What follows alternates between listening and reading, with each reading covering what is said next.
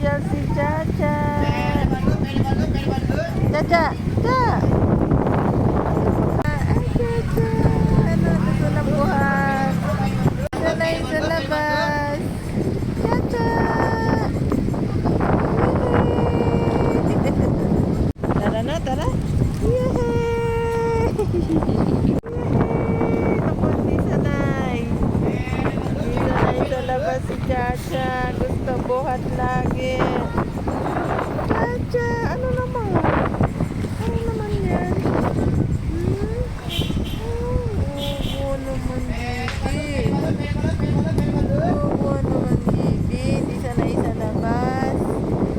Gusto buhat ni Mama.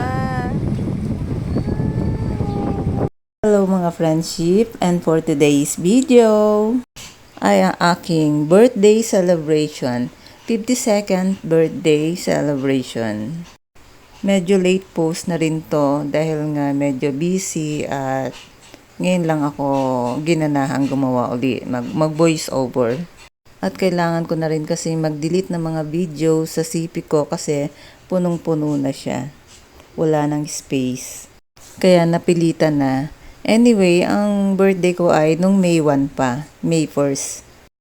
At sinimulan ko nga a day before ng birthday ko. Actually, dalawa yung aking balak. Pwedeng yung solo ko lang or pwedeng kasama ko yung mga anak ko.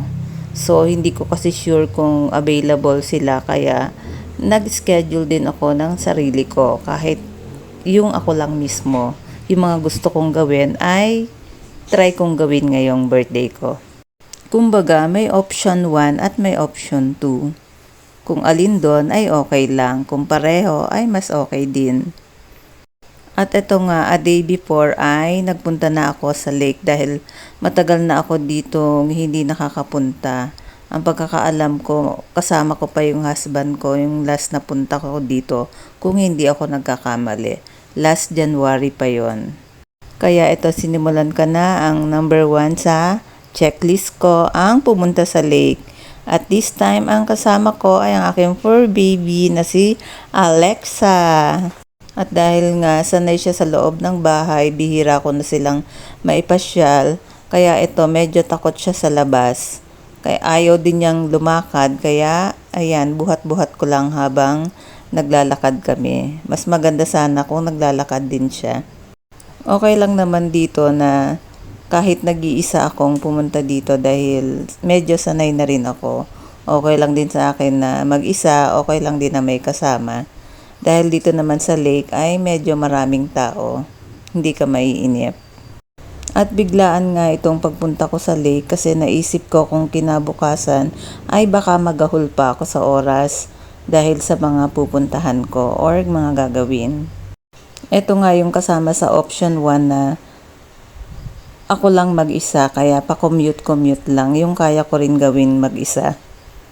Mahirap din naman mag-isip ng mahirap gawin na mag-isa kung hindi mo rin naman kaya. Siyempre, ang kailangan mong schedule ay yung kaya mo rin mag-isa. At the next day, eto na, birthday ko na. Siyempre, first thing in the morning is ito yung ginawa ko, sa mimba na muna para magpasalamat. At maaga pa lang ayan ang inumpisahan ko dahil marami rin akong nasa isip ko na balak gawin at puntahan. At isa nga sa mga hiniling ko ay magawa ko pa yung iba pang mga gusto kong gawin. Kumbaga, matry ko ulit. At after nga sumimba, ay nag-breakfast na muna ako dito sa Jollibee.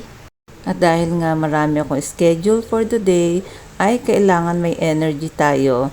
Kaya kainin ang mga gustong kainin. Although hindi ako sanay ng heavy breakfast. Pero dinamihan ko na rin ang orders ko para busog na busog ako. Para ready sa aking activities for today. At dahil nga baka ma-late ako sa next schedule ko, ay hindi ko na tinuloy ang pagdalaw ko sana sa sementeryo. Ayoko kasi na masyado ako mapagod dahil baka ako'y mahirapan sa aking next na schedule. Kaya nagpunta na lang ako dito sa lake para mag-antay.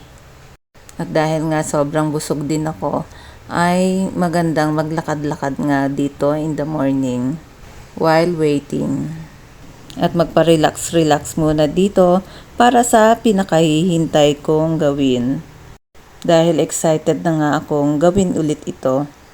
Chararan! At eto na nga! Few years ago ko lang nalaman na love ko pala itong musical instrument na to.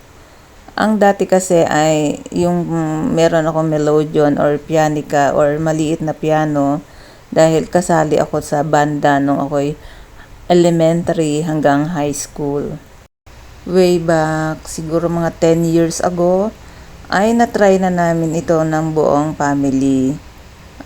Friend ng husband ko yung nagtuturo dito. Pinatry sa amin ang piano, drum and guitar at ito palang drum ang nagustuhan ko.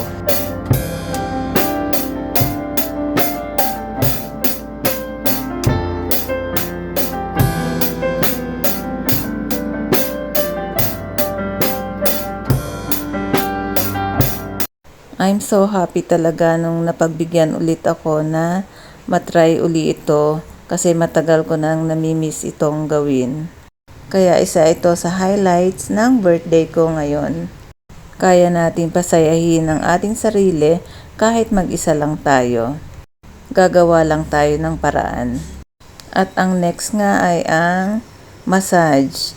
Nagpa-massage ako ng full body at body wax. Kasi kailangan din ito ng aking katawan, ang massage.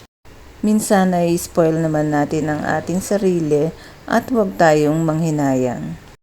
Kung yung iba ay napagbibigyan natin, dapat ay napagbibigyan din natin ng ating sarili. At dahil medyo nag-iimo pa ako dito at ayaw ko pang umuwi, ay nanood na muna ako ng movie kahit ako lang mag-isa. Feeling ko kasi gusto kong matapos ang araw ko na masaya lang ako. At para kasing ayaw ko pang umuwi sa bahay. At medyo late na rin nga ako nakauwi sa bahay. At dahil nag-expect yung mga anak ko na lalabas kami, ay pinagbigyan ko na. Dahil nasanay na rin sila na kapag may celebration, ay lumalabas kaming family. Siyempre, hindi mo matitiis ang pamilya. At etong pinuntahan namin ay isa rin naman sa wish list ko kung matuloy na kasama ko sila. Kaya masayang masaya din naman ako sa birthday ko dahil yung mga gusto kong mangyari ay nangyari naman. Akala ko kasi nung una ay baliwala lang sa kanila, yun pala ay nag-expect din sila ng birthday celebration ko. That's all mga friendship. Thank you for watching. Bye-bye!